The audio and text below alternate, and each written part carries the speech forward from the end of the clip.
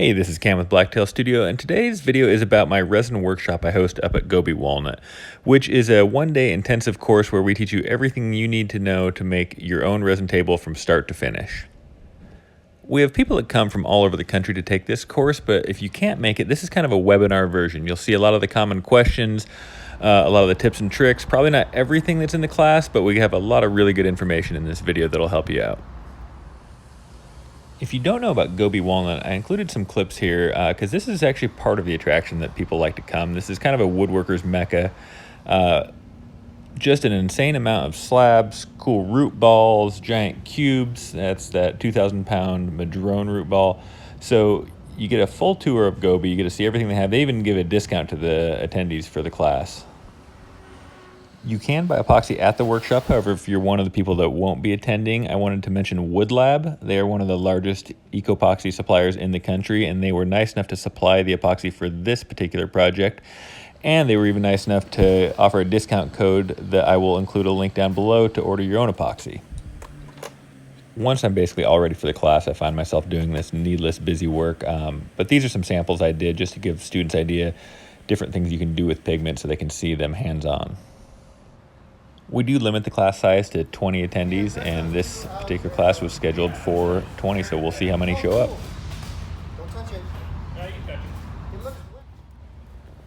These are the English walnut slabs we're going to be doing for today's pour. These were the offcuts of the much larger dining table that we'll be finishing, so they're kind of a match set.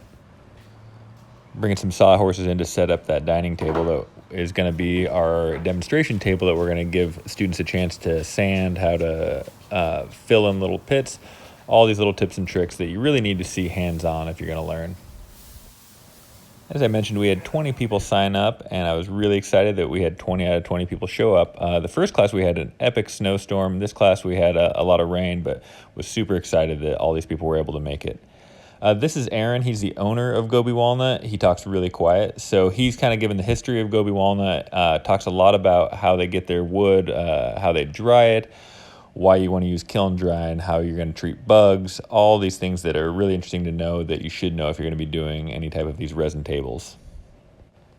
If you notice those first clips I showed, it was nice and sunny out. Those actually took like a month later just to get some stock footage of Goby. The actual day was much worse. This is just a typical rainy, cold Oregon day. Everyone was a really good sport, though. We're going from the workshop into the showroom here, where you get to see a little bit more of the cool slabs, the finished stuff that's actually ready to sell. I have to admit, even I was a little surprised with how many people jumped at the chance to come see the mill. Same thing happened during the snowstorm. Everyone wanted to come see the 68-inch mill. It's not the best footage of it, but it was a really cool setup.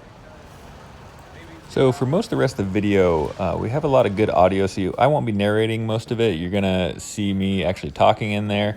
Not great on camera, but try to bear with me. Lay his slabs down here in the middle of the floor and start moving everything around, because I have to visualize, and I started out by just putting like a 2x4 down to kind of frame something. I was like, oh, that helps, and then it helps clients too. My wife's got a really artistic eye, and I was doing a desk for a guy, and she's like, well, the river should be offset. And it never even occurred to me not to put it right down the middle. And so I framed it out, and I like moved it over, and I was like, that's super cool. And it's like, you're not writing right on your river, which it wouldn't hurt anything, but I was like, it's just a more unique look. And then you can also, if you want to get kind of creative, of doing something, you know, corner to corner, and see if that looks. See how that regular traditional bench.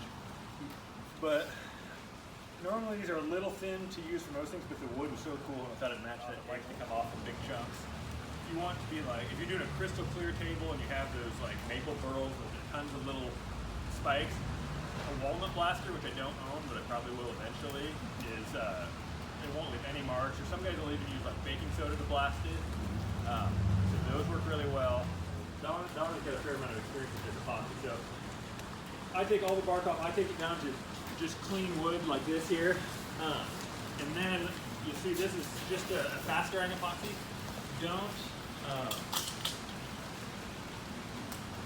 use that deep pour stuff that we're going to use for the river. Paint this. So it's bullseye, what you normally use? Yeah. Just because it's what's available. Because I've seen there's old masters. As long as you get a thorough coat. Yes, maybe. You can, I don't know. Are you concerned with it or stock? I use the good. Okay.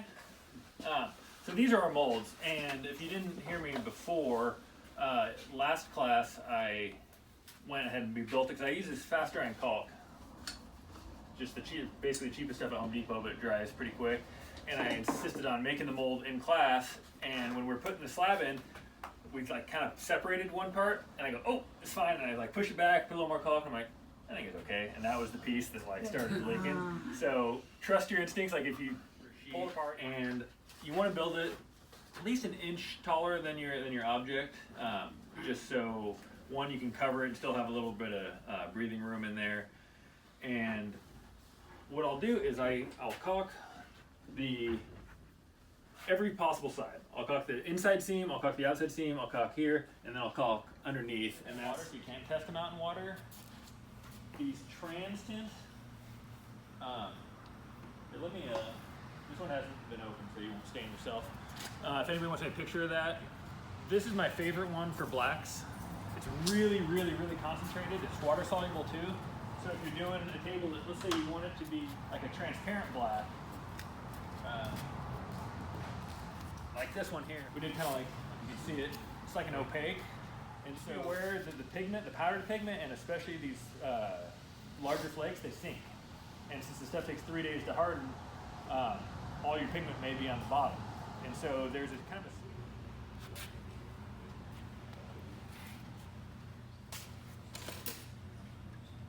And then if you wanted to do like a gold pigment or something, you can play around with adding those in like that. But I'll show you what I meant about the copper. Why is that purple? What's that? Why is it purple? Oh, that must have been purple. Oh. Yeah, it's purple. You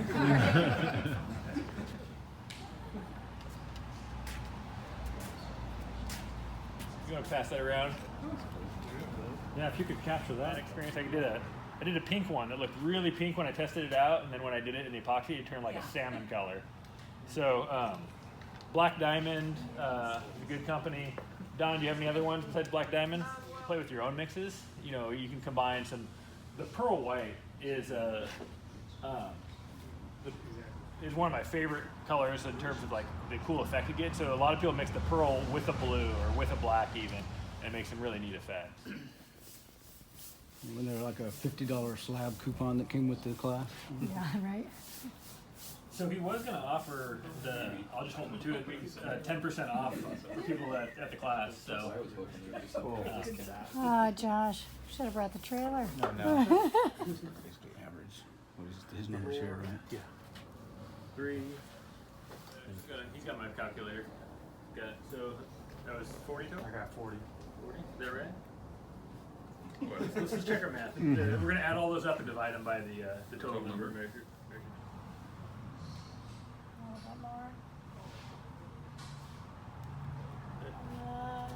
A little bit more. Yeah, that's pretty dang close. Yeah. And that was something with these gradients I figured out is I poured a 4-liter directly into a 4-liter thing, and I realized these Home Depot buckets is right at the bottom of the line.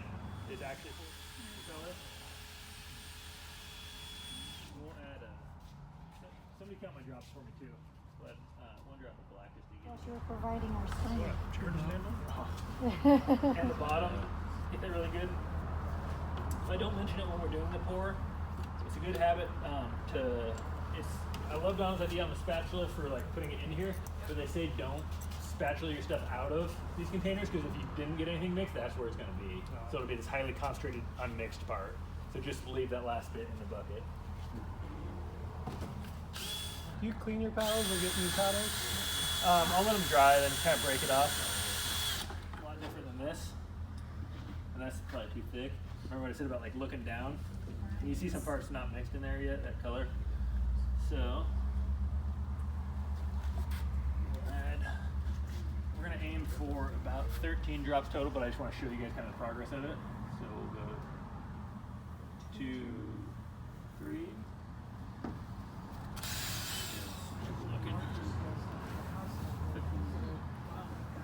Still pretty good. We're getting closer to that kind of frosted look.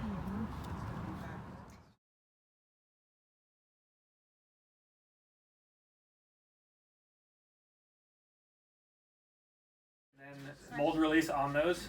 I used to just I put like painter's tape or do whatever, then you clamp it down. And this is also, if I didn't mention, only to keep it from floating. They don't serve any other purpose other than just to keep the wood from floating. So I wrap these in just packing tape because I didn't even have that Tyvek tape at the time. Put mold release on it and they just like pop off even if they're totally submerged. So if you need to do anything like this to hold it down, I've done a bunch where I had to cut the wood off of them, which isn't the end of the world, but I like these because I've used these on like 4 tables. I like to really splash it. There's not really any need and it can hurt things.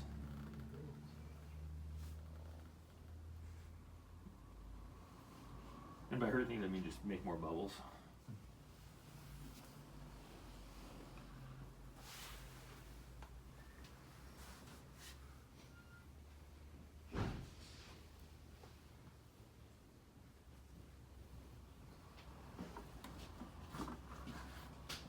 Watching my bristles. If you guys see any of these fall off, and I'm just... I tried to pull off all the dead ones that were. you're a good man. So if you decide, like, you know, you're done pouring and you're like, oh crap, this isn't going to be thick enough, what's your window to fix that mistake? I mean, you can do a second pour, like, so you can add it while it's liquid and it'll be just fine. Okay. Like since we know our drops and all that, we can have 8 hours and be fine. Okay. And then if you wait longer than that, you want to wait till it's kind of fingernail hard, but not like rock hard. Add another pour and you don't have to scuff anything up. Okay. If you wait till it's really hard, then you just scuff it up like we did the sides. Gotcha. And go from there. So it's pretty flexible, it sounds like. It is. And that big table in there that we're going to finish today, I added a pour to that one. I added 6 more liters because by the time it all settled, it just wasn't quite enough. I first do when I get this, and all these cracks, there'll be a third of them or a half of them won't be filled. So I'll go back, I'll mix up a cup of the fast drying epoxy, black tint, black with walnut, like I said, just works really well. I didn't try to color that. Yeah, and I'll give you guys all a chance, anybody who wants to do this. It's kind of fun to do actually. I'll show you just how difficult it is. It doesn't take just a little spray, and you can actually see it kind of crystallize almost. And I'll just take it really, you can use a paper clip, but I like this because it's even sharper. And this gets really in there.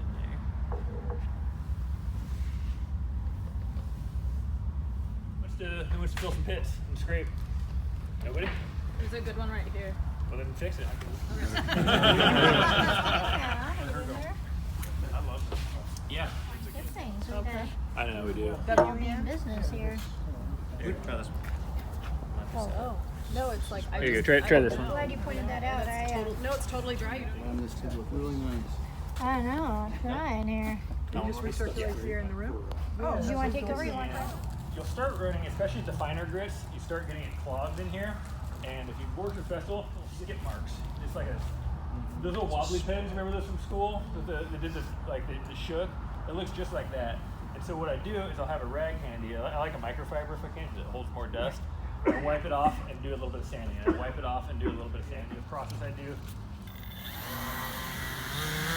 all the way up.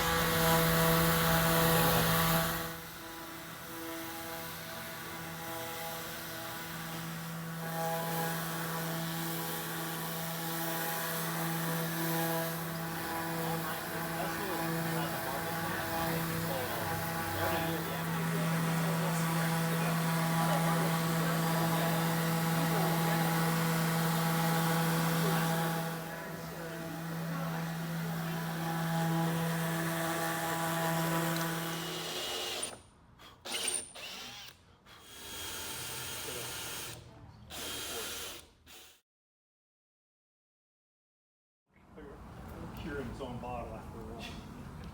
And sometimes you gotta kind of go in and out to avoid getting it too tight. Cut the throats. And this is a little Bondo scraper. It's the fun part. The fun part's for the top.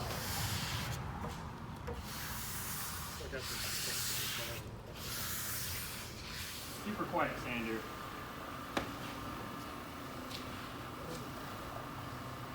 Not a lot to it. Like I said, you can do this with your orbital.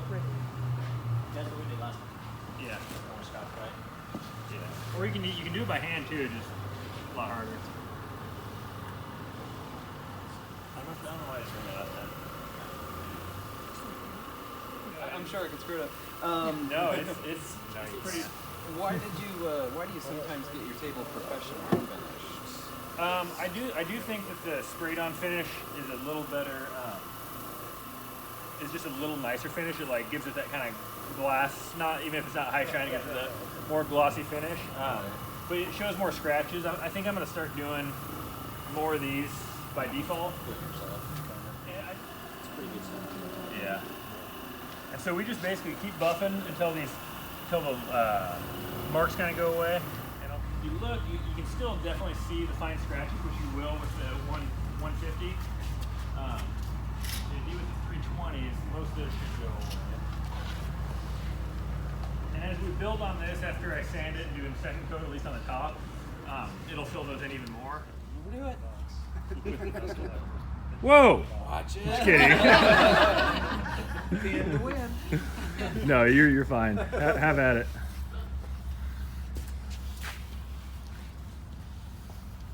Put more on. He didn't put any on. I don't know why he stopped. I don't know. Maybe it was the awkward sounds.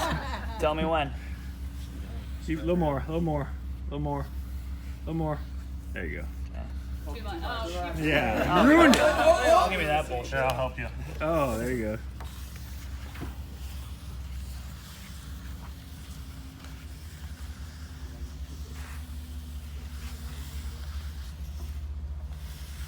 Some good fellas. That's satisfying.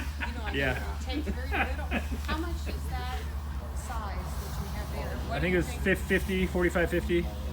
No, it's a lot for finish when you compare it to like a $20 thing or a $15, but it does go a really long ways. And you see, we're being pretty liberal. We probably don't have to put quite this much on, but it's so much fun. You told me when to go. You know, because it's going over this.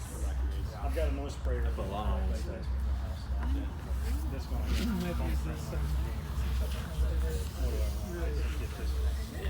And it's like my son, he said like, hey, am I sick? So what about the? Design week, so everybody like woodworkers, makers, just around, they have, open their studios up, and you go in there, and they do have I don't know, last year they didn't have it, they used to have a competition where it's not like in winters, but they have like one show with just any woodworkers who want to show off their furniture, and so it's all like in-house. But you would just go in there and look for Portland design. Yeah, Goby's doing it Monday night. Yeah, look up Portland Design Week, and then you'll see like usually it's a list giant of- brochure, and it's a list of all the makers in Portland, and then you can go to their different studios at different times. There's different events going on, talks. It's pretty cool. Mostly it's free. I wouldn't say all of it is, but So everybody go to your garage.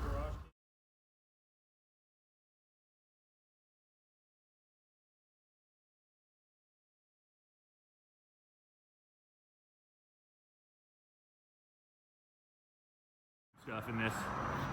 Cole, you're in trouble when they see what you charged. yeah, no, they're gonna be like, Don't say the cost. Don't say the cost, because I think my wife had to follow you for the giveaway. That's fair. So here's a little bonus footage that the workshop attendees didn't get to see. I like to do at least 2 coats. I ended up doing 3 total on this tabletop. So I came back the next day and sanded it with 600 grit and added 1 more coat, buffed it on just like the first, and that gave it a much nicer, much more uniform finish.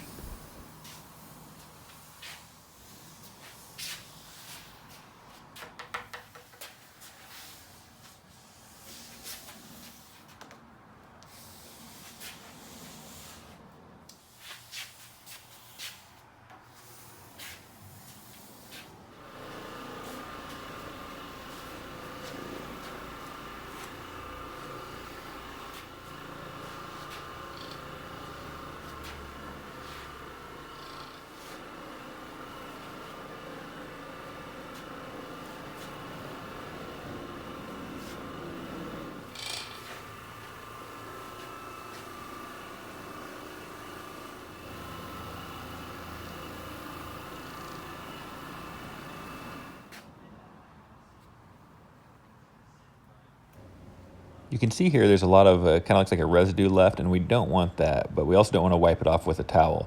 So a good tip to do is you take the pad that you buffed it on with, you turn it over to the clean side, and then you just buff and buff and buff until there's essentially nothing left. And you can still smudge it with a finger, so don't try not to touch it or wipe it with a towel or anything, but this white pad, if you just keep polishing it, leave it overnight, it'll just be almost perfect. Unlike other Osmo finishes I've used, the more coats you add, the higher that sheen will step up. So you can keep adding coats and sanding at a higher grit, maybe sand at 1,000 grit and then add a coat, and it'll get higher and higher sheen. Also, their liquid wax cleaner will step up that sheen and even out any unevenness. Overall, I couldn't have been happier with how this particular table turned out. I've included a couple of my studio photos that I took in my garage, and I included these because I'm going to be doing a photography tutorial because I got a lot of questions about how I take these photographs because I'm not a photographer. So I have a video coming out, so if you want to see that, please subscribe, and thanks so much for watching.